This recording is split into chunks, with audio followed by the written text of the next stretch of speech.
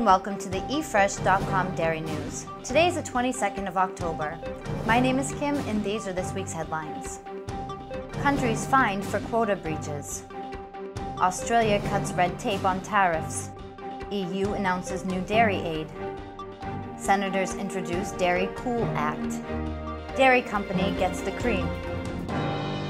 Fines of nearly £91.9 million sterling were imposed on several European countries for allowing their dairy farmers to exceed milk production quotas.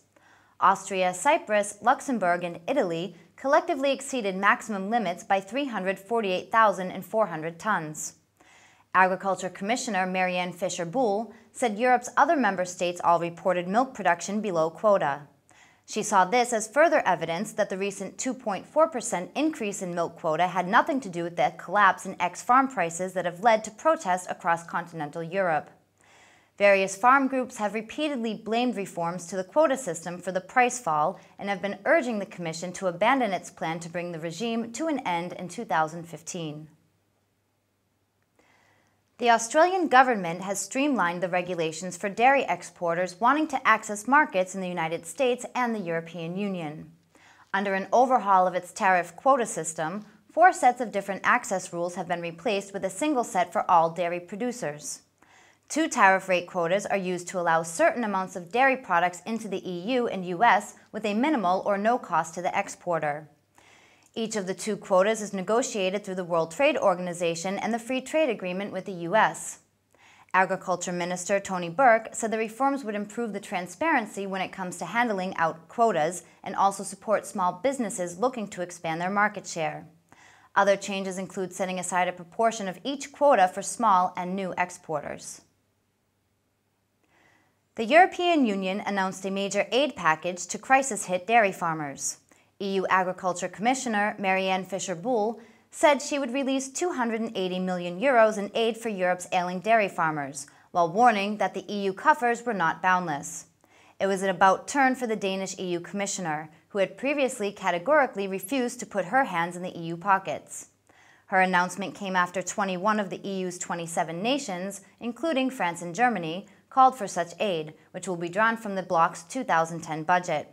Last November, EU agriculture ministers agreed to lift milk production quotas by 1% per year, before scraping them altogether in 2014 and 2015.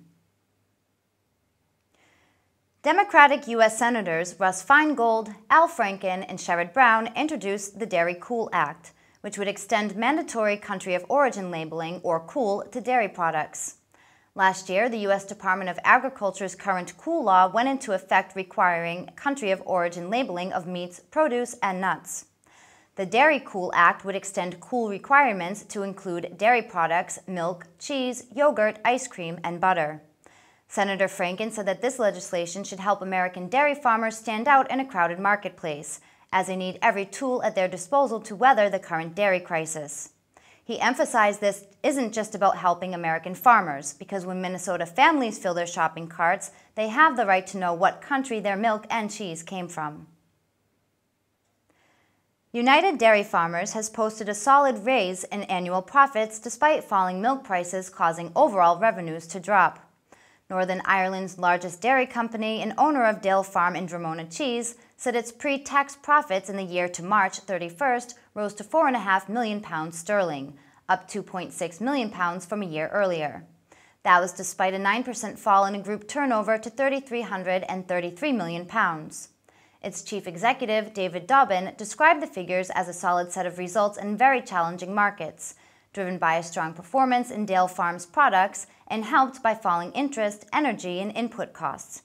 Recent signs of recovery in international dairy markets and local farm gate prices provide some optimism for the future. Thank you for watching the eFresh.com Dairy News. See you next time.